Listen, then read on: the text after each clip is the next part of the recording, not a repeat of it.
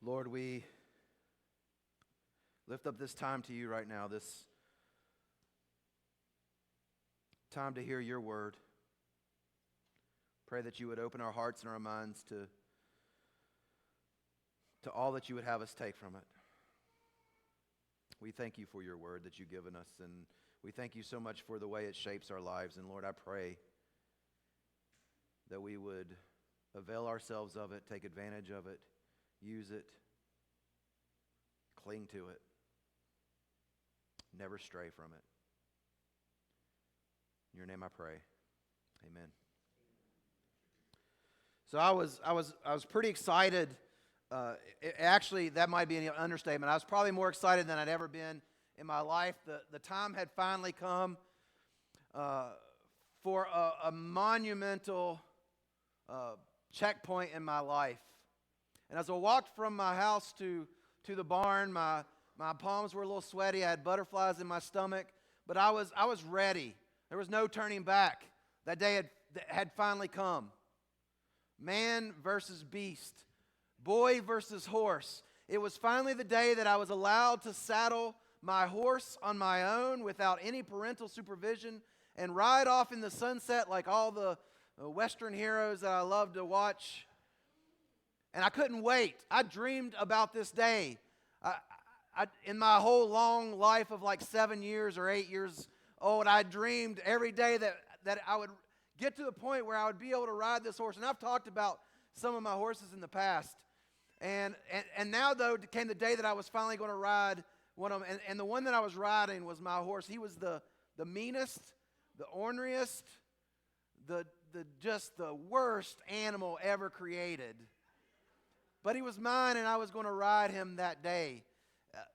I'm talking about my horse named Patches. You guys may remember from a sermon a couple years ago, I talked about how just mean he was. But I'd prepared, and there was no going back. Patches, the horse, who had other names in my mind that I couldn't speak when I was around my parents because they would get me in trouble. Patches, the horse. And he came pretty easy. I filled up a bucket with a feed and called him in from the field, and he was a fat horse, so he would come to food.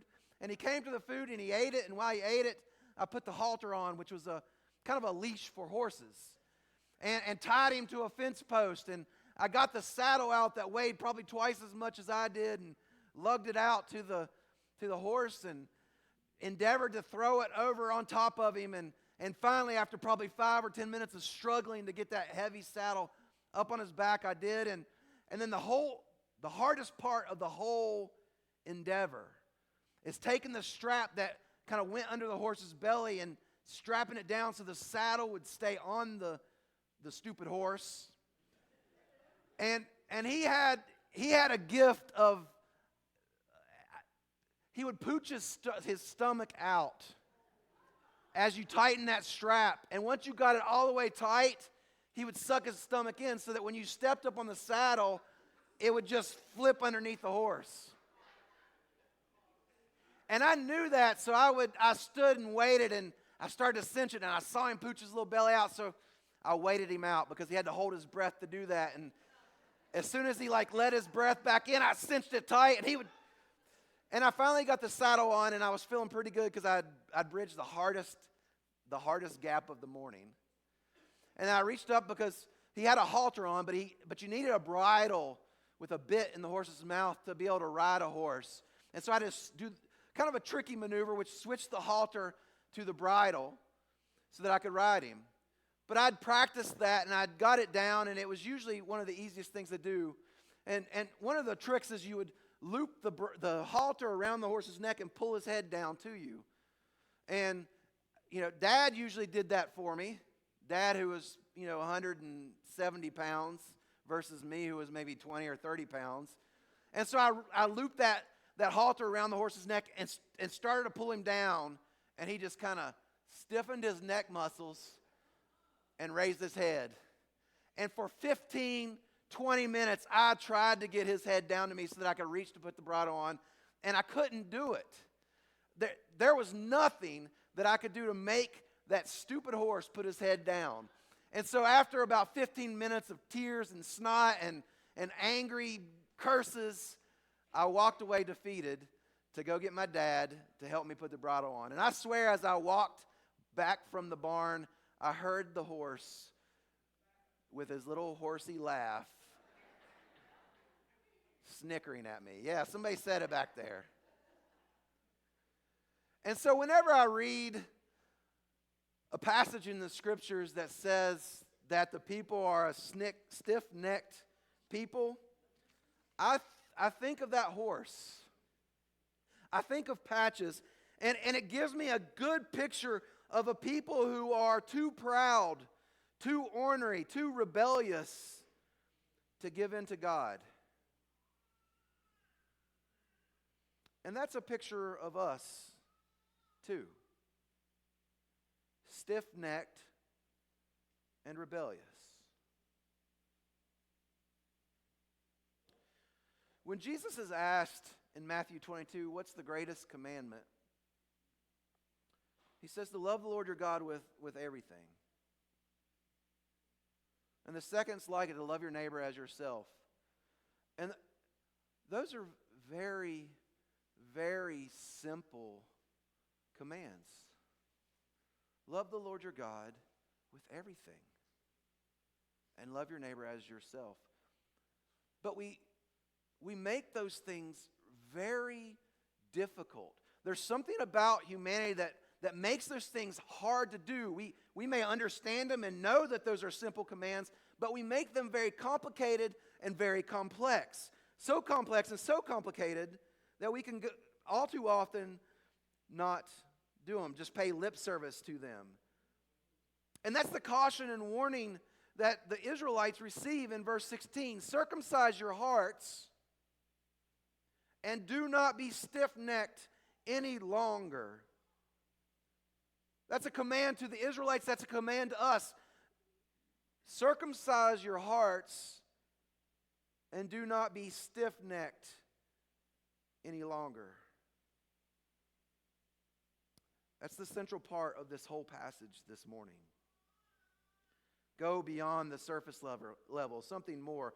One of the commandments that God had given, one of the commands that God had given to his people was the practice of circumcision. It was something that they would do as a nation to show that they followed God.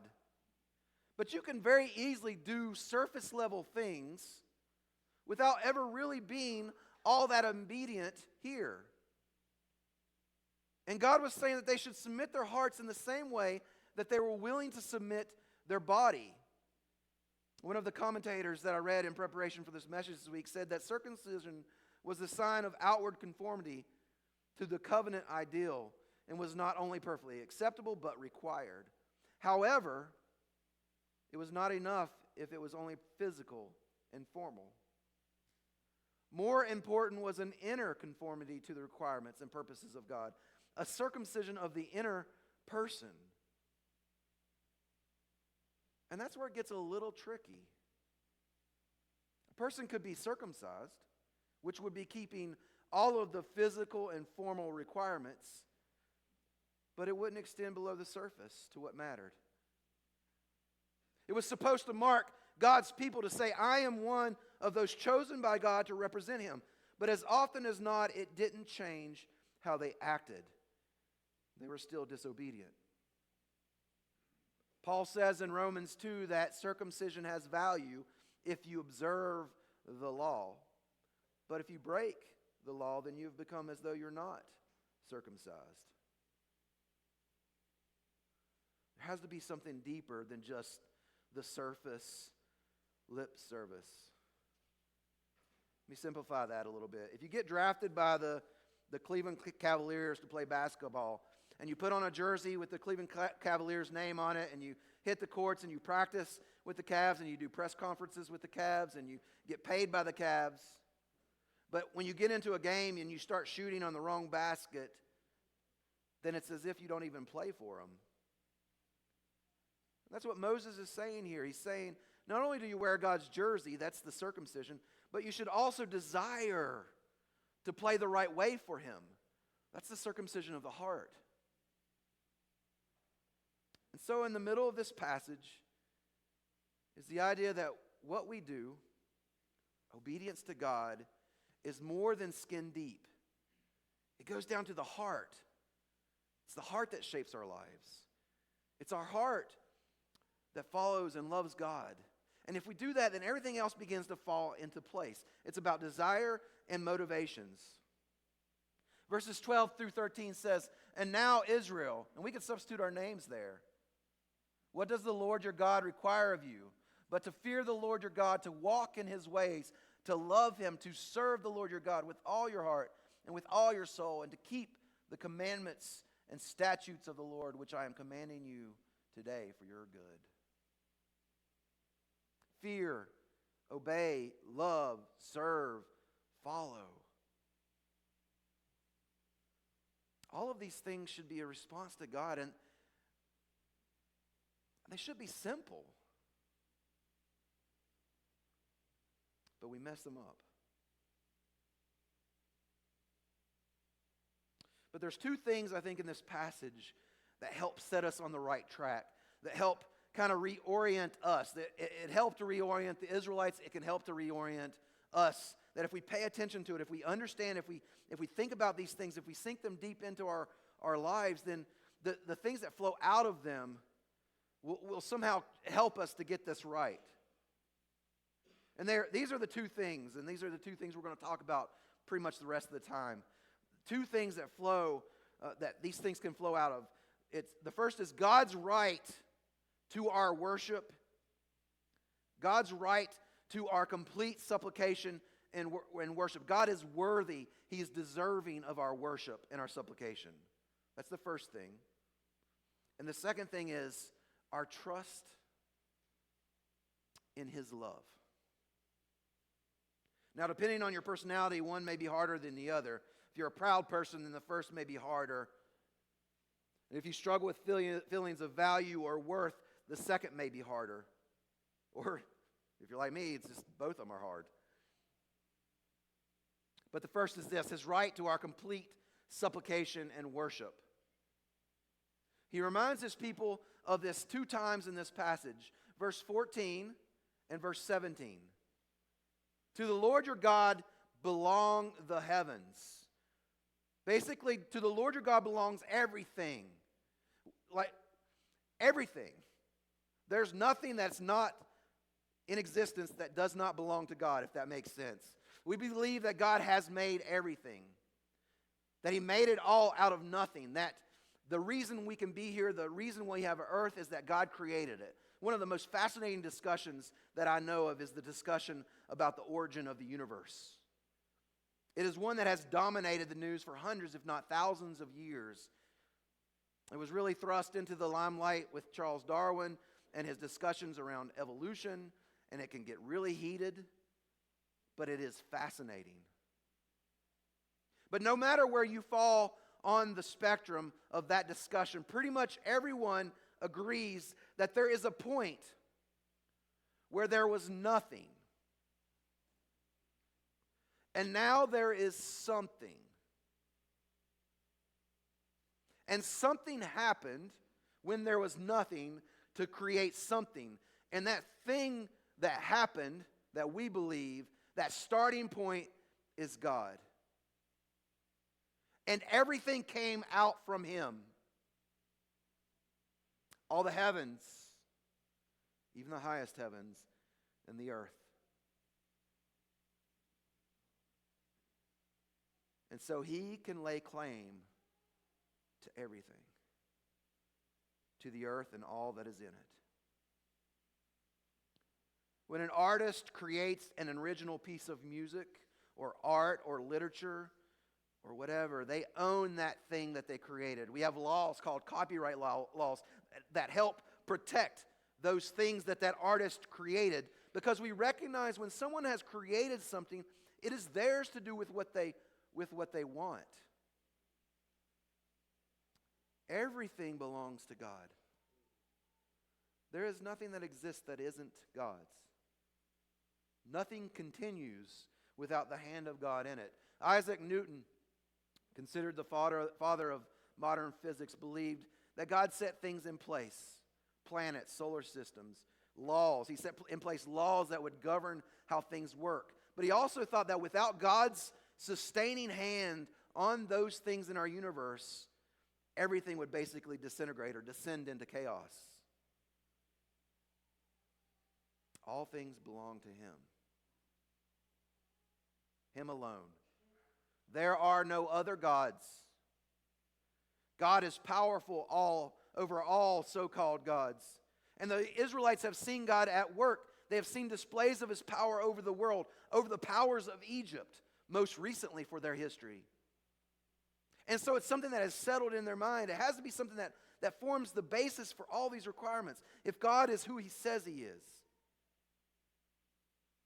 then rightfully worship belongs to him. And if God isn't who he says that he is, then there's no good reason for any of this. If all of life is an accident, then there is no higher transcendent meaning, and everything is just an empty abyss. But if he is the maker and sustainer, if this is true, then he can make any demands of his creation that he wants. So that's the heavy piece. That's one piece of all this. And it's something that can be hard to acknowledge, that there's a being so far above us that he created all things and that we are to bow to him. Can be a hard thing for our human pride, our stiff-necked feelings. But we have to hold that in our minds.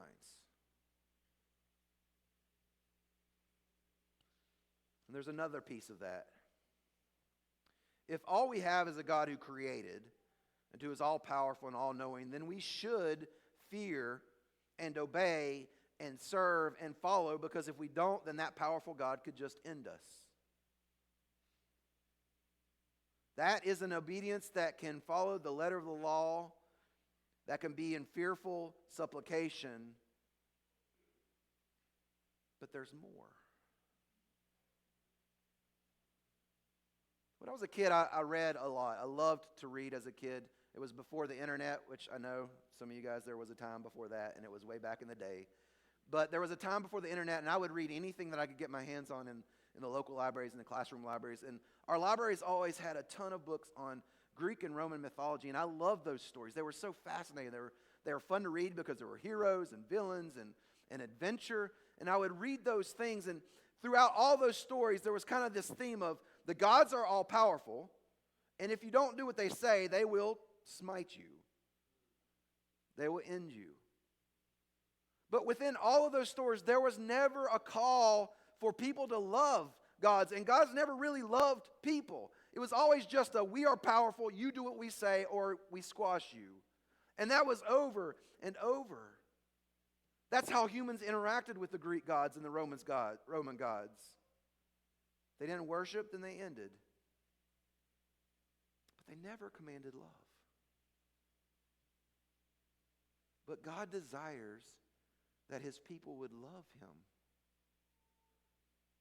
Why would the creator of the universe even give a rat's tush for what his creatures feel, as long as we do what he says?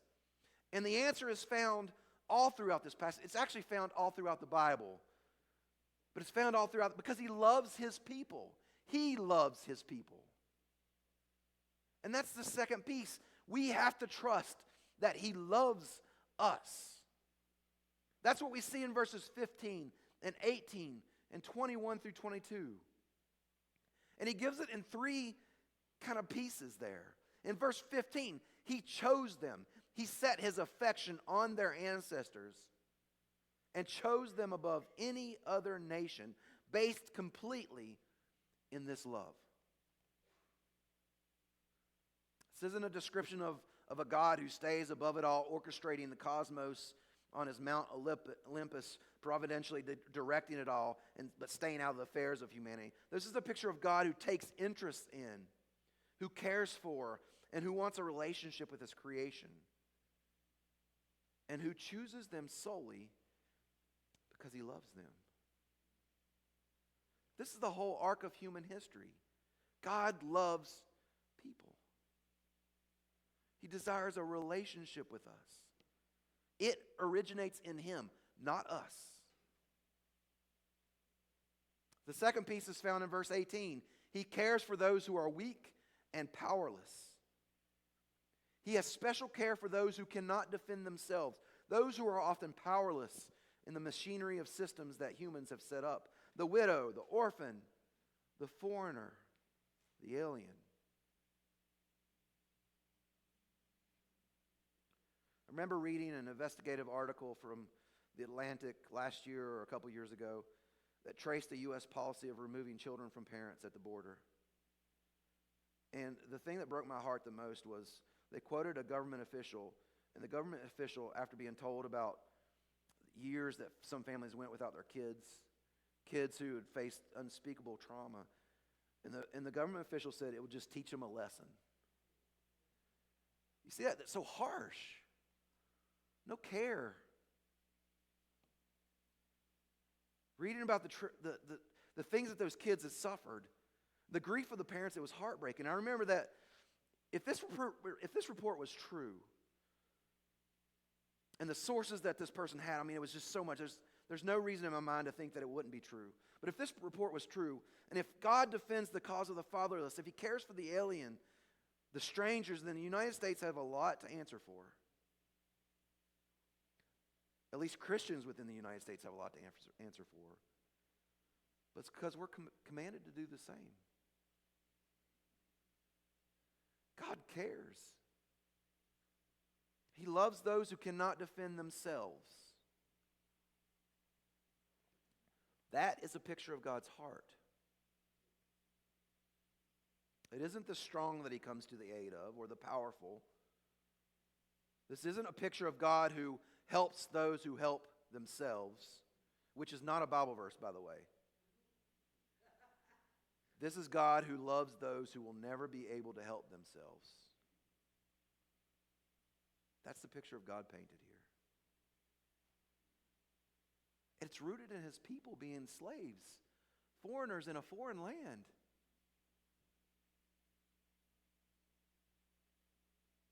The third piece is found in verses 21 through 22. He has worked personally in their lives to change their circumstances. He brought them out of slavery through great acts of power. He fulfilled his promise to them, a promise to give them land, to see over them and to be their God, but also a promise that goes even further back, all the way to Abraham, to make his descendants, Abraham's descendants, as numerous as the stars in the sky. He loves them so much that he works personally in their lives. And so you see it's there, rooted in the truth about God, that all the requirements are set for Israel. It's based on who he is, God is, and what he has done for them. And now the requirements are put out there. He is the all-powerful creator who has set his affection on a particular people and asked that they return that love. That's the picture we see repeatedly in the New Testament. The same command over and over again. That well-known great commandment that Jesus answers, love the Lord your God with everything, it's found in this passage. The second one, love your neighbor as yourself, it's found in this passage. Jesus has just kind of boiled it down to us, for us, made it simple. But that simple equation, it can take a lifetime to figure out. This passage is so relevant to us here today. But maybe instead of this passage, we should read from one of the disciples. A letter that John wrote. 1 John 4, verses 9 through 12. This is how God showed his love among us. He sent his one and only Son into the world that we might live through him. This is love. Not that we loved God, but that he loved us and sent his Son as an atoning sacrifice for our sins. Dear friends, since God so loved us, we also ought to love one another. No one has ever seen God. But if we love one another, God lives in us, and His love is made complete in us. That's circumcision of the heart. That we make room for Him in our heart, that God's Spirit lives in us. We see God's love through the actions of Jesus. We can understand the depth of God's love in the words and actions of Jesus. And it's through Jesus that we find a way for God to live in us and change us. The simplest thing you can do is say yes to Jesus. To say, I will relax my neck muscles and bend my knee to Jesus. I don't have it all figured out, but I trust you, Jesus. I trust the love you showed to me by going to the cross, and I will follow you. And God will move in your heart and begin to work in you to shape your lives in a pattern commanded here in Deuteronomy 10. I have seen it over and over and over again. When you bend your neck, your knee to the Lord, He changes your life. And you'll spend the rest of your lives walking that out and figuring it out.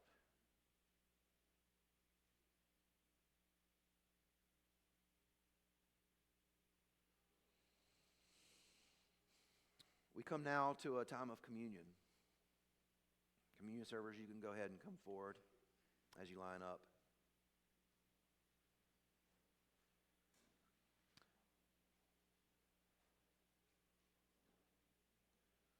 John tells us that no one has ever seen God. But if we love one another, God lives in us, and His love is made complete in us. He has given us things by which we can remember and grasp His love, the power and the cost of His love. We gather here to worship on Sunday mornings, and we interact with each other, and we learn to love each other. And once a month we see in stark and bold terms God's love for us on this table. The bread and the juice, they're more than just bread and juice. And I don't mean that in a goofy way. They're more than just bread and juice.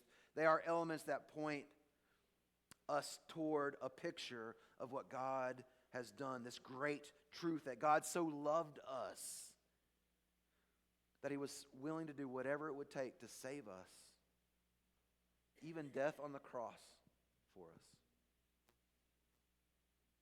That is a picture of God's love. As we take these elements, that we hold in our hands a picture of God's love, a reminder of God's love.